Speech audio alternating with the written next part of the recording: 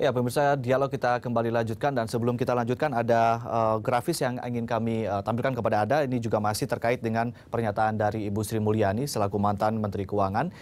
Kalau sebagai pengambil keputusan, kita buat judgement. Judgement itu berdasarkan pikiran, perasaan, dan mungkin dalam hal ini insting. Ya, ini juga tadi disinggung oleh Pak Fikar di awal.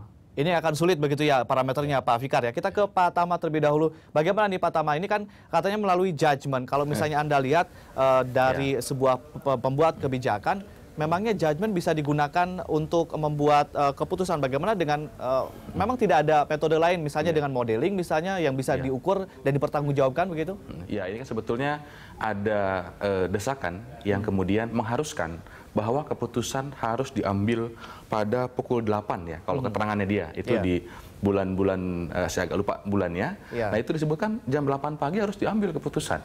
Nah, yang perlu kita lihat adalah soal ranah pengambilan keputusan. Tentu saya agak sedikit berbeda dengan Pak Fikar ya, terkait dengan apakah kemudian kebijakan bisa dipidana atau tidak. Kalau dalam pandangan saya bisa saja, karena pasal 3 Undang-Undang Tindak Pidana Korupsi menyebutkan kalau ada penyalahgunaan kewenangan ketika dia mengambil kebijakan, tapi dengan tadi menyalahgunakan kewenangannya, ini kemudian bisa dipidana. Nah, inilah kemudian yang perlu ditantang, kita challenge lebih dalam.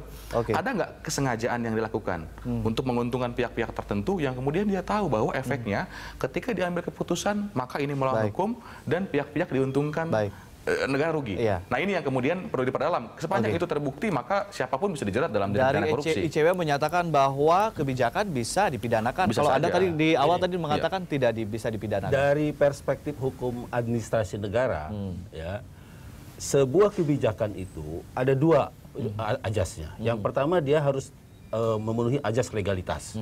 Artinya pejabat yang mengambil keputusan itu harus berwenang, punya wewenang berdasarkan undang-undang. Itu yang pertama. Ajas yang kedua adalah yuridikitas, bahwa ketika dia menjalankan kewenangannya, dia tidak boleh melanggar hukum. Nah, itu yang disebut kemudian ketika dia menyalahgunakan wewenangnya A, kemudian dia mengambil keputusan B, itu yang disebut dengan penyalahgunaan wewenang. Judgement itu salah satu penyalahgunaan wewenang atau bagaimana? Nah, tinggal kita lihat. Sengaja pasti sengaja. Seorang pejabat dalam yang punya kewenangan, kondisi yang sadar begitu ya. Nah, cuma persoalannya adalah apakah data yang disodorkan tadi kan ada pikiran, kemudian apalagi pikiran itu terukur, ya kan? Data-data yang terukur itu yang berdasarkan pikiran. Tetapi ketika data yang insting apa segala itu apa psikologi massa dan sebagainya, nah itu yang tidak terukur. Itu agak sulit memang mengukurnya. Karena apa? Di bursa efek, di pasar modal, ya ada isu saja mengenai satu perusahaan, itu bisa membuat naik turun saham, gitu. Ya artinya begitu sensitifnya dunia ekonomi, gitu. Nah itu yang agak sulit, gitu. Yang agak sulit untuk kita mengukur apakah insting itu benar atau tidak, gitu. Nah persoalannya kalau menurut saya ada nggak memang kan tadi ada kesengajaan, kenapa harus jam 8 diambil apa jam 8 dan memang pagi harus dengan rapat yang maraton. Nah itu juga kalau saya itu indikatornya itu.